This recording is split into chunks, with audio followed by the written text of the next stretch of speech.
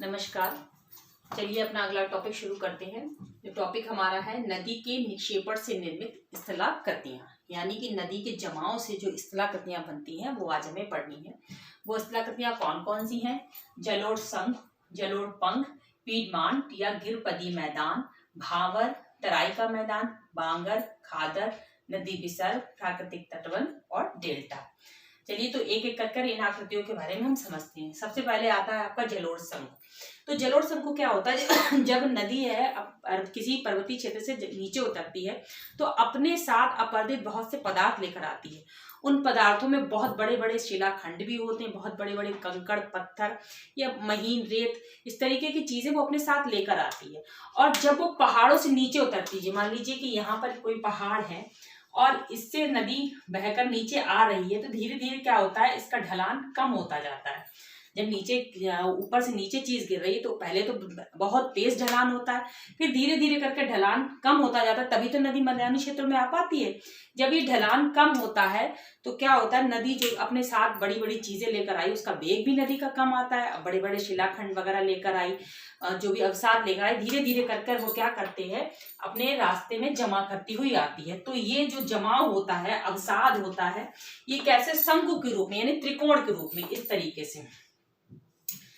तरीके से जमाव इसका लगभग होता है। ठीक है, मान लीजिए थोड़ा सा जमाव यहाँ पर छोड़ दिया आपने, फिर नीचे जब मैदानी क्षेत्र में आएगी तो उसको क्षेत्र ज्यादा मिल जाएगा, तो वहां पर वो ज्यादा क्षेत्र कवर करके फैल जाएगी। तो ये त्रिकोण के रूप में जो आकृति बन जाती है क्या कहते हैं, निक्षेपित पदार्थों की, तो इसको हम कहते हैं जलोढ़ शंकु। ठीक है, नदी द्वारा जो भी लाया हुआ पदार्थ है वो जब आपका इस तरीके से जमा होता है, शंकु के रूप में जमा हो जाता है, त्रिकोण के रूप की आकृति ग्रहण कर लेता है, तो ये आपका कहलाता है जलोढ़ शंकु। ठीक है, इसके बाद क्या होता है आपका जलोढ़ पंख।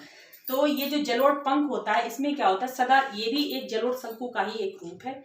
जब दो या दो से अधिक जलोढ़ शंकु आपस में मिल जाते हैं तो वो जलोढ़ पंख, जैसे मान लीजिए एक जलोढ़ पंख ऐसे बना, ठीक है, और इसी के सहायता से क्या हुआ, दूसरा जलोढ़ पंख का निर्माण हो गया इस तरीके से। तो जो ये अब इधर से नदी बहती हुई आ रही है, इस तरीके से जब ये निर्माण होता है तो ये क्या कहलाता है, आपका जलोढ़ पंख। ठीक, ये आकृति क्या कहलाएगी आपकी, जलोढ़ पंख। तो अब क्या होता है कि जो जलोढ़ शंकु होता है, इनका निर्माण तो छोटी छोटी नदियां भी कर लेती हैं, लेकिन जलोढ़ पंख, इनका निर्माण जो है सदाबहानी जो नदियां होती हैं, जो वर्ष भर बहती रहती हैं, उनके द्वारा होता है, क्योंकि इनके लिए पानी की ज्यादा जरूरत होती है। तभी तो एक से अधिक, भाई जब नदी पूरे टाइम बहेगी तभी तो वो ज्यादा अवसाद लेकर आएगी। जब वो ज्यादा अवसाद लेकर आएगी तो उनका निक्षेपण भी ज्यादा करेगी। तो जब ये निक्षेपण जो है दो जगह जगह पर होता जाता है, तो ये जलोढ़ जो शंकु है आपस में मिलते जाते हैं। ठीक है, जब ये आपस में मिलते जाते हैं तो वो जलोढ़ पंख का निर्माण करते हैं। तो ये जलोढ़ शंकु और जलोढ़ पंख दोनों एक ही चीज है, ये आप समझ गए होंगे। जलोढ़ शंकु छोटा रूप है और जलोढ़ पंख बड़ा रूप। अब आपका थर्ड नंबर पे आता है पीडमांट या गिरपदी मैदान। ये क्या होता है, इसको समझिए। देखिए, जब ये जलोढ़ पंख होते हैं, ये बड़ी बड़ी नदियों के द्वारा निर्मित होते हैं और ये कई मील तक बनते जाते हैं। ठीक है, जैसे एक जलोढ़ पंख ऐसे बन गया, इससे निर्मित ऐसे, इस तरीके से जब इनका ये बहाव बढ़ता चला जाता है, ये कई मील तक बन जाते हैं, तो ये एक मैदान का रूप धारण कर लेते हैं। ये समतल प्राय जो मैदान होते हैं उनमें इनका निर्माण हो जाता है। तो ये आप क्या क्या कहलाते हैं, पीडमांट या गिरपदी मैदान। ठीक, यानी कि जलोढ़ शंकु जो है वो किसका निर्माण करते हैं, जलोढ़ पंख का। जब कई सारे जलोढ़ शंकु आपस में मिल गए तो वो बन गया जलोढ़ पंख। ठीक, और जब जलोढ़ पंख कई सारे मिलकर काफी मील तक दूर तक फैल गए और एक मैदान का निर्माण कर दिया तो वो आपका कहलाएगा पीडमांट या गिरपदी मैदान। ठीक है, ये तीनों आकृतियां आपको एक ही चीज से, जलोढ़ शंकु से ही ये आकृतियां बनती हैं, बस थोड़ी सी विस्तृत होती जाती हैं। ठीक, अब आपका आता है भांवर। भांवर किसे कहते हैं, और तराई, इन दोनों को हम साथ में पढ़ेंगे।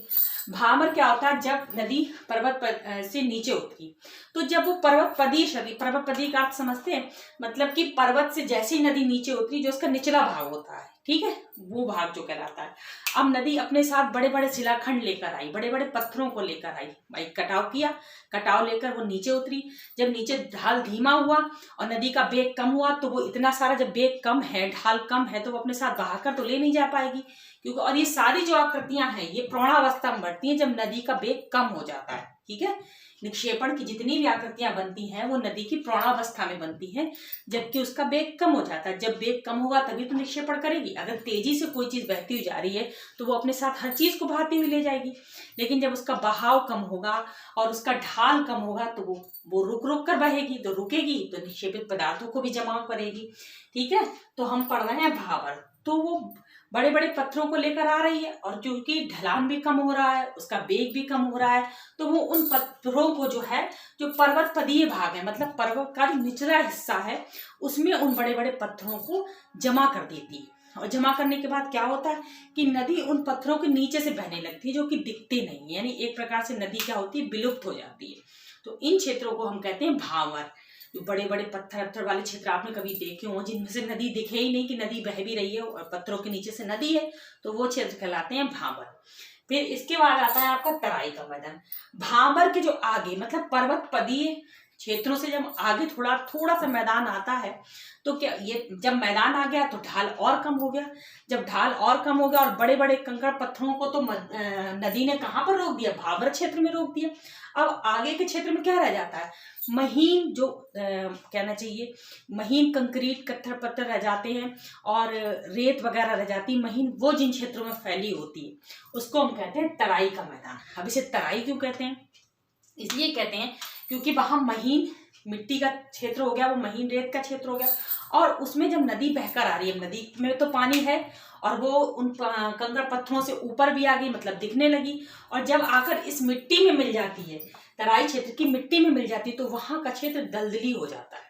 जब कोई बहुत चिपचिपी मिट्टी में पानी मिल जाएगा, मिट्टी का रूप अगर चिपचिपा है और उसमें पानी मिलेगा तो वो तो और चिपचिपी बनेगी, तो वहां दलदल का निर्माण हो जाता है। तो इस क्षेत्र को हम कहते हैं तराई का मैदान, यानी जो मैदानी भाग में आकर नदी बह रही है और उसमें क्या कहते हैं, उसकी मिट्टी में पानी मिल गया तो वो दलदल का निर्माण करेगी, तो उस क्षेत्र को हम तराई का मैदान कहते हैं या दलदली क्षेत्र कहते हैं। ठीक, इतनी बात समझ में आई।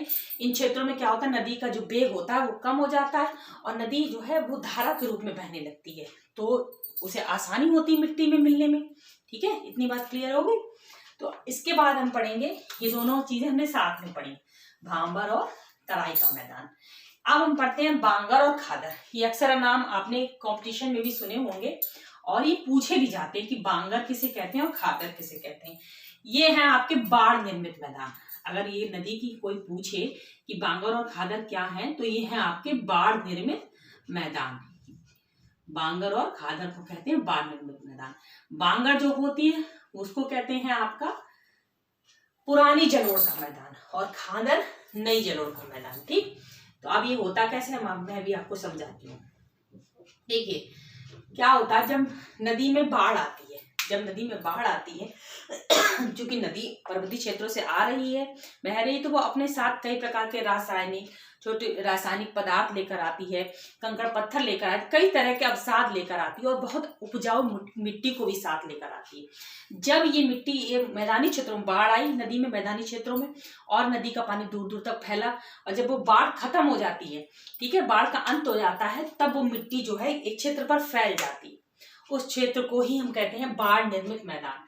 ठीक, ये कितने प्रकार के हैं, ये 2 प्रकार के हैं, बांगर और खादर। बांगर और खादर से क्या मतलब, मान लीजिए ये नदी बह रही है, ठीक है, ये नदी बह रही है और बहकर इसमें बाढ़ आ गई, अचानक से इस नदी में क्या हुआ, बाढ़ आई और बाढ़ आकर आपके इस क्षेत्र पर फैली। ठीक है, इतने क्षेत्र पर बाढ़ आकर मतलब बाढ़ का पानी फैल गया। फैलने के बाद जब नदी अपने वापस पीछे अपने मार्ग पर आ गई, तो इस मिट्टी वाले क्षेत्र को, इस मैदानी क्षेत्र को हमने क्या कहा, ये क्षेत्र आपका कहलाएगा बांगर। ठीक, बाढ़ आकर खत्म हो गई, बांगर हो गया। अब अगली साल फिर बाढ़ आई, ठीक है, अगली साल फिर बाढ़ आई और बाढ़ आकर यहां तक ना पहुंचकर इस क्षेत्र तक ही पहुंची। ठीक है, ये पूरा क्षेत्र था, पहले बाढ़ आई पूरे क्षेत्र में आई, तब क्या कहलाया, बांगर कहलाया।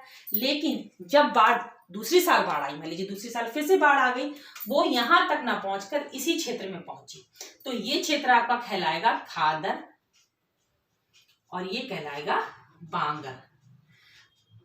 इसे कहते हैं पुरानी जलोढ़, जलोढ़ मिट्टी का मैदान, ठीक है। और इसे कहते हैं आपकी नई जलोढ़ मिट्टी का मैदान। क्यों, ऐसा क्यों? क्योंकि भाई जब नदी आपकी अपने साथ मिट्टी वगैरह लाएगी और वो बाढ़ के पानी के साथ इस क्षेत्र में फैलाएगी, तो इस क्षेत्र पे तो हर साल जो है नई मिट्टी का जमा होगा, लेकिन अब बाढ़ का पानी इस क्षेत्र में तो पहुंच नहीं रहा, तो मैदान तो ये भी जलोढ़ मिट्टी का ही है, लेकिन यहाँ बाढ़ का पानी नहीं पहुंच रहा है, ये जो पहले कभी फैला होगा वो बना हुआ है, तो इसको हम कह देते हैं पुरानी जलोढ़। और जिस पर हमेशा बाढ़ का पानी आता रहता है और उस पर नई मिट्टी का बिछाव होता रहता है, तो वो कहलाती है खादर। ये बहुत उपजाऊ मिट्टी होती है। गंगा यमुना का जो मैदान है वो इसी मिट्टी के इसी प्रकार का मैदान बहुत उपजाऊ मैदान है। और जहाँ इन नदियों का पानी नहीं पहुंचता है, मतलब कम पहुंचता है, या कई साल पहले पहुंचता था अब नहीं पहुंचता, तो वो क्षेत्र कहलाता है आपका बांगर का क्षेत्र। तो ये बांगर और खादर आपको क्लियर हो गए होंगे। पुरानी जलोढ़ को कहते हैं बांगर और नई जलोढ़ मिट्टी को हम कहते हैं खादर का मैदान। तो ये कैसे मैदान है? आपके बाढ़ निर्मित मैदान है, ठीक है। इतनी बात समझ में आई। अब आता है नदी विसर्ग। नदी विसर्ग किसे कहते हैं? देखिए, जब नदी मैदानी क्षेत्र में आ गई, ठीक है, अब नदी का मैदानी क्षेत्रों में नदियां देखी होंगी, तो क्या होता है, नदी जो होती है समतल मैदान में आ गई तो वो मोड़ दे दे के इस तरह से बहने लगती है, उसका वेग कम हो जाता है, इस तरीके से मोड़ दे दे के बहने लगती है, सांप की तरह आकृति ग्रहण कर लेती है। तो देखिए, इस आकृति को हम कहते हैं विसर्ग। ये जो मैंने आकृति बनाई है इसे विसर्ग कहते हैं, ठीक। इस तरीके से ये जो आकृति बनी है मोड़ दे देकर, इनको कहते हैं विसर्ग। और कभी कभी क्या होता है, अब इनमें नदी जो बह रही है तो यहाँ पर ये अपने निक्षेपित पदार्थों को भी जमा करती रहेगी। ये जो विसर्ग इन्होंने ये गड्ढे जैसे बना दिए, कहीं उछाल कहीं झुकाव, इनमें ये जो होते हैं निक्षेपित पदार्थों को जमा करती रहती है। और नदी क्योंकि नदी बह तो निरंतर ही रही है, चाहे मैदानी क्षेत्र हो चाहे जहां भी हो। जब नदी बह रही है तो बहते बहते वो अपना जो बह रही है तो वो कटाव का कार्य भी करेगी। मैदानों में वो कम कटाव का कार्य करती है, पहाड़ों पर अधिक कटाव का कार्य करती है। तो कटाव करते करते कभी क्या होता है, ये अपने आमने सामने के कटाव करती है, जैसे यहाँ से कटाव कर रही है, यहाँ से कटाव कर रही है, ठीक भाई। यह निक्षेपित पदार्थ भी जमा करती जा रही है, यानी कि जब ये निक्षेपित पदार्थ जमा हो रहा तो कटाव भी तो हो ही रहा होगा। कट कट कर क्या होता है, ये दोनों जो वो है ये एक में मिल जाते हैं और यहाँ एक झील का निर्माण हो जाता है। इसे हम कहते हैं गोखुर झील, ठीक है। क्लियर हो गया भाई। यहाँ पे भी नदी काट रही है, यहाँ पे भी काट रही, काटते काटते क्या होता है, यहाँ पानी भरता जाता है और इस तरीके से ये एक झील का निर्माण हो जाता है इस क्षेत्र का। तो इसे हम कहते हैं गोखुराकार झील, ठीक है। क्लियर हुआ। इसके बाद आता है नदी विसर्ग। आप समझ गए, इस आकृति को कहते हैं नदी विसर्ग, ठीक है। ये समतल प्राय मैदानों में बनती है, जहां नदी का ढाल जो है वो धीमा हो जाता है, नदी का वेग भी कम होता है, तो नदी जो होती है वो क्या करती है, टेढ़े मेढ़े रास्तों को अपना लेती है, इस तरीके से बहती जाती है, ठीक। ये होता है आपका नदी विसर्ग, ठीक। अब आता है आपका प्राकृतिक तटबंध। ये भी समतल प्राय मैदानों के वो है। इसमें क्या होता है कि जब नदी बह रही है, ठीक, बह रही है, अपने साथ अवसाद लाई हुई है, और जब बाढ़ आती है तो नदी में ज्यादा अवसाद, मिट्टी और जो अवसाद तत्व हैं वो ज्यादा घुले होते हैं। और जब बाढ़ आएगी तो क्या होगा कि बाढ़ अपनी मुख्य धारा को छोड़कर कई दूरी तक फैल जाती है। आपने देखा होगा, जब गंगा नदी में कभी आपको बाढ़ देखने का मौका मिला हो तो आपने देखा होगा कि काफी क्षेत्र को कवर कर लेती है और क्या करती है, अपने जो किनारे मुख्य धारा से दूर हटकर ये अवसाद, अब बाढ़ आ गई, मान लीजिए नदी में, ये नदी है, ठीक, इसमें बाढ़, तो ये नदी बाढ़ को क्षेत्र को यहाँ से हो सकता है यहाँ तक बहने लगे, यहाँ तक बहने लगे, और बह के क्या करती है कि यहाँ ये जो अपना अवसाद है, ये अवसाद इस जगह पर ऐसे जमा करने लगती है, ठीक है। भाई बाढ़ है, उसमें बाढ़ के पानी में आपने देखा मटमैला होता है, मिट्टी ज्यादा घुली होती है, तो ये क्या करती है, प्राकृतिक रूप से ये दीवार के जैसे किनारों पर, नदी के किनारों पर, दोनों किनारों पर एक जो है दीवार के जैसे निर्माण हो जाता है, तो इसे हम कहते हैं प्राकृतिक तटबंध। और कभी कभी जब बाढ़ का पानी बहुत ज्यादा हो जाता है तो ये अपने इन तटबंधों को तोड़कर आगे के क्षेत्रों में भी प्रवेश कर जाती है। ये किनारे जो होते हैं नदी की मुख्य धारा से थोड़े ऊंचे हो जाते हैं, क्योंकि यहाँ ये अवसाद जमा कर रही है और दीवार का निर्माण कर रही है। दीवार ऐसे नहीं कि ईंट गारे की दीवार, हल्की मिट्टी की ऊंचाई, मतलब नदी की धारा से थोड़ी ऊंची हो जाती है अवसाद जमा होते होते। तो जब ये कभी कभी क्या होता है, बाढ़ का पानी, जब बाढ़ बहुत ज्यादा आ जाती है, वेग बहुत ज्यादा हो जाता है, तो इन तटबंधों को तोड़ कर भी आपकी आगे बढ़ जाती है। ऐसा नहीं है कि तटबंध बन गया तो नदी से वो आगे नहीं बढ़ेगी, अगर बाढ़ तेजी से आ रही है तो ये भी तोड़ देती है। तो ये हो गए आपके प्राकृतिक तटबंध। इसके बाद लास्ट है आपका डेल्टा। तो डेल्टा में क्या होता है कि जब नदी समुद्र में, नदी की अंतिम अवस्था क्या है कि वो समुद्र में मिल जाए। नदी लास्ट में कहाँ मिलती, जाके समुद्र में। तो अभी तक तो वो उबड़ खाबड़ मैदानों में बह रही है, पर्वत नदी से बहती हुई, जब वो समुद्र के निकट पहुंचती है, तो समुद्र के निकट तो समतल प्राय मैदान है ज्यादातर, तो क्या होता है, नदी के पानी को फैलने के लिए ज्यादा जगह मिल जाती है, ठीक है। और चूंकि वो रेतीला क्षेत्र है समुद्र के किनारे, तो क्या होता है, नदी का पानी कई क्षेत्रों में बढ़ जाता है, ठीक। नदी ऐसे बहकर आ रही है इस तरीके से, तो अब ये ऐसे थोड़ी ना कि सीधे जाकर, ये मान लीजिए समुद्र है, यहाँ पर ये समुद्र बना हुआ है, ठीक। तो ऐसा तो है नहीं कि वो जाएगी सीधी धारा इसमें मिल जाएगी, ऐसा नहीं होगा। जब नदी पानी को, आपने देखा होगा, आप कभी पानी कमरे अमरे में फैला कर देखिए, अगर वो समतल है और उसका ढलान कमरे का एक सा नहीं है, तो वो कई धाराओं में होकर बटेगा। ऐसा नहीं होगा कि एक जगह से बहकर निकल जाएगा, कोई पानी इधर से ऐसे बह जाएगा, कोई ऐसे बह जाएगा, कई सारी धाराओं में बटकर। तो ये जो क्षेत्र का निर्माण होता है, इसे हम कहते हैं डेल्टा। नदी का कई क्षेत्र में बटकर बहना, मैदानी क्षेत्रों में ये शाखाओं के रूप में विभाजित हो जाना और बीच बीच में जगह छोड़ते हुए बहना, ये होता है डेल्टा, ठीक है। डेल्टा कई तरह के होते हैं, ये मैं आपको अगले वीडियो में बताऊंगी। और इन आकृतियों से संबंधित अगर कोई प्रश्न हो तो आप मुझसे पूछ सकते हैं। धन्यवाद।